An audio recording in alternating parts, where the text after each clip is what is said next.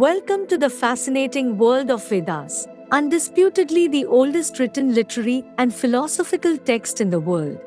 From the mundane to the intellectual, the Vedas are packed with incomparable insights into virtually every aspect of life. Compiled over several centuries, the Vedas leave no aspect of the human condition untouched. Above all, they give us a ringside view of the people, the society, and the culture of those times. And helping us understand the intricacies of these ancient texts is Dr. G. Ramakrishna, renowned professor of English and distinguished scholar of Sanskrit and Vedic literature. And therefore, in the Almirah of books chronologically arranged, if there be any of human making, the first place will always belong to the Rig Veda. Graduating from the University of Mysore, Dr. G. Ramakrishna obtained his Masters in English Literature from the University of Wales, United Kingdom. On his return to India, he joined the prestigious National College in Bangalore as Professor of English Literature. In his long and illustrious career at this venerated institution, Dr. G. Ramakrishna earned the love and respect of students not only as an excellent teacher, but also as a friend, philosopher, and guide. A prolific writer, Dr. G. Ramakrishna has authored several books on the Vedas, the Bhagavad Gita, and other Puranic texts. A man of many parts, Dr. G. Ramakrishna is an accomplished exponent of yoga, has a keen ear for music, is an avid trekker, and an inveterate globetrotter. And so, dear viewers, here is Dr. G. Ramakrishna in his own words. In this episode, Dr. G. Ramakrishna speaks of the evolution of scientific thought in Vedic times. There is wonder at the myriad of natural phenomena observed: the vast oceans, the cycle of night and day, the stars appearing in the night sky and disappearing during the day, and such like. Earnest attempts to find explanations for these phenomena are rooted in the firm belief that, while there are many things unknown in this world, nothing is unknowable. Also discussed here is the evolution of societies. Societies are dynamic, not static entities where social order, values, mores, and myths are susceptible to change as time progresses. We shall acquaint ourselves with one of the most phenomenal contributions that the Rig Veda has made towards the evolution of scientific thought. One of the most significant contributions to the evolution of scientific thought we find in an embryonic form already in the Rig Veda.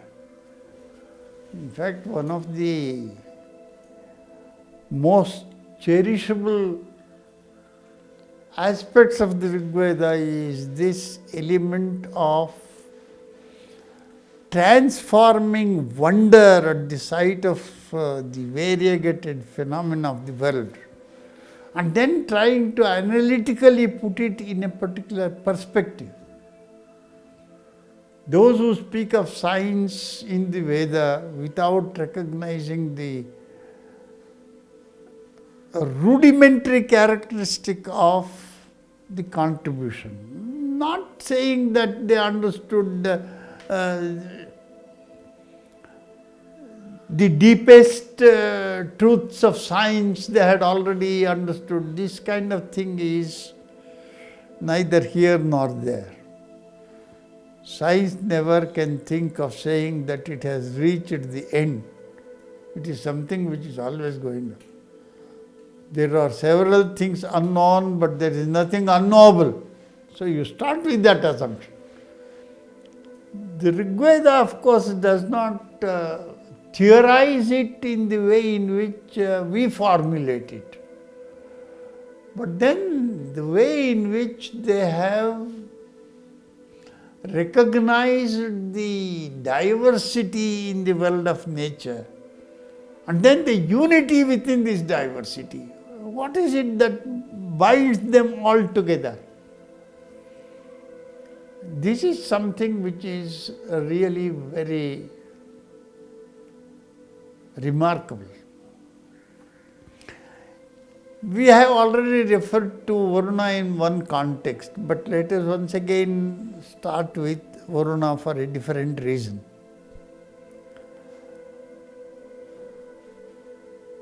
This Varuna, for the Rigvedic poet, appears to be a very knowledgeable fellow, more knowledgeable than anyone else perhaps, because he imposes order on something that would otherwise have been orderless. We have referred already to the various mysteries that they were haunted by in the Rigvedic period. Night is something which haunts him. The stars which appear during the night, where do they disappear during the day? There is a hymn in the Rigveda, a mantra in the Rigveda which says, whoever knows this is the most enlightened. Where did all the stars disappear? Amiva riksha nihita asa uccha naktam dadrushe kuhachid dive puhu. Where did they disappear during the day? What is common knowledge today was extraordinary knowledge or mystery for those people. And it is in that background that the germination of scientific ideas has started. If there is anything most significant about the Rigvedic text, it is this understanding of the postulates of science. We should not expect some highly sophisticated formulations of scientific doctrines in the Rigveda. Expression of wonder and trying to theorize and then say this is the formula, the least that I can derive by way of a formula. Rigveda is of an elevated kind because of such concepts. In the Rigveda, you have certain dialogue hymns. Dialogue between Pururava and Urvashi, for example. We are all familiar with Kalidasa's play Vikramarushi, and the story of Urvashi and Pururava is very well known. That they had some agreement, and they had signed the contract, and then Pururava broke the contract, and then therefore Urvashi fled back to her original abode. This is part of the mythology of the early times, in different forms. Right from the early times, it has been gradually undergoing a change. In the Rigveda, there is a hymn in which there is this dialogue between Urvashi and Pururava. Urvashi is abandoning him and going back. And Pururava wants to appease her, prevail upon her to remain with him, forgiving him for whatever transgression there has been. There is one theory that all these things happen to be part of the performance of rituals in ancient times. These dialogues. One group chanting something and the other group responding to it. And origin of drama, for us, origin of Sanskrit drama. They want to trace it back to the rituals in which such conversations used to take place. The dialogue hymns of the Rigveda, therefore, are sometimes construed as the basic material for the evolution of Sanskrit drama at a later stage and so on. That is for scholars to pursue. But what is more important for us is that Urvashi invites Pururava for an open dialogue. Let us sort out matters now. Pururava also is ready for that. Urvashi says, I will fly away like wind. I am not going to remain here. And then Pururava says, if you do that, all my valor will get evaporated. So my dear Urvashi, please do stay. Urvashi says, oh, you have already disobeyed, you have broken the terms of contract already, and therefore there is no question of staying with you. Pururava, yeah, maybe, but you see, there is in embryonic form already the child in your womb, that's mine. Urvashi says, okay, I will send that son of yours to you later on. But now I am going because you have broken the contract. And Pururava says, to hell with you. Okay.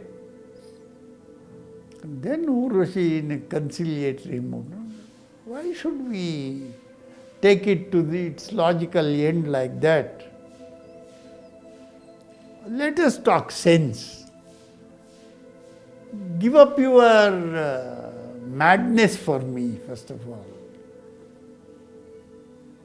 Reconcile yourself, understand it rationally. We want to part with each other as good friends, right?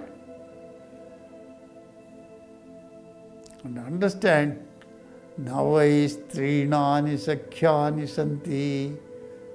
This is Urvashi, a woman, speaking to Pururava and making a generalized statement about the character of women as a whole. Navais trainani sakhyani santi. They are undependable or friends. Women are undependable. So this is a very old idea that women will transgress, but man will not. This is a myth. Who transgresses more is everyone's knowledge anyway. This hymn is an indication of the status of women in society in a way, and also the cherished dream that contracts should unnecessarily not be allowed to break, etc. Haye jaye manase nishta gore, etc. Maybe if necessary we can take it up for further discussion later on. Because we have been speaking of the relationship between man and woman in the context of the dialogue between Urvashi and Pururava, we may refer to another hymn in which there is a dialogue between Yama and Yami. Yami is sister of Yama. I mean, these are mythical heroes and heroines. I don't think that we should take it literally. It is a construed dialogue, a reminiscent of certain practices of an earlier period, now getting already outdated. The mores of a particular period cannot be eternal mores. You see, the memory of an earlier period of society in which a brother could have conjugal relationship with his sister. Yami is his sister. She is inviting him for conjugal relationship. Yama says, hey, what madness, how is it possible? That's not done. That was being done and therefore we can do it. Veda as a record of certain social mores of a different period. Not that, you see, in Rigvedic society there used to be this kind of relationship between brother and system. It's a reminiscence of an earlier order of society. Not that it should be reenacted. Rigveda also says it cannot be reenacted. Yama ultimately tells her, you see, there is a changed order of society. Rigveda therefore is very much conscious of the evolution of society. There was a period when this was quite proper. That does not mean that you should consider it as proper for today. Today's mores are different. Those people who madly speak of the eternal values of the Veda. Veda does not prescribe eternal values. It recognizes that values also are susceptible to changes. What values you should cherish? Well, you can decide on the basis of various other factors. But that it is stagnant is a myth. That it should be stagnant is an impossibility. That is the character. So, the whole of history of mankind tells you that there is nothing like stagnation. The Rigvedic poet is conscious of the fact that stagnation is an impossibility in evolution of society. With this Yamayami dialogue, the Rigveda is telling us, look, where is that Rita? Why did it disappear? There is even a story in the context of a hymn in the Rigveda that somebody had pushed Kutsa into a well, dry well. They had some dispute, and so the one who was angry just pushed him into a dry well and went away. And this poor man in the dry well, shouting loudly for help, somebody possibly rescued him, who knows. And he was what a sad phenomenon. Where has the Rita gone? Would somebody have pushed his own companion into the well in earlier times? So it is a dynamic society, it's a changing society. A text which highlights the characteristics of a changing society is considered to be the ideal for us today, and then say we should not change society. Or we must go back to the early days. Rigvedic period also said we must go back to the earlier period. But Yama went and said no going back to the past. This is the normal order. So, Rita for the new world, Rita for the new society. Rita as a cardinal principle, yes. But Rita meaning that it is an unchangeable social more or entity is not possible. That the Rigvedic poet is conscious of this dynamism in the evolution of society is what is essential for us to grasp. When we discuss Rita, of course, the fondness for Rita. Oh, the world has undergone a sea change and all bad people have come here. There is a need for the reincarnation of yada yada hi dharmasya glanir bhavati. Okay, there is glani in society, therefore Lord God should come and set it right. But after he sets it right and disappears, there is glani again. Otherwise, why should he reappear? So this dynamism in the context of the evolution of society is sometimes considered not desirable. You want status quo ante always. The Rigvedic poet is aware of the fact that it cannot be enforced, although it may be aspired. This is one of the elements of the evolution of culture, the formation of culture.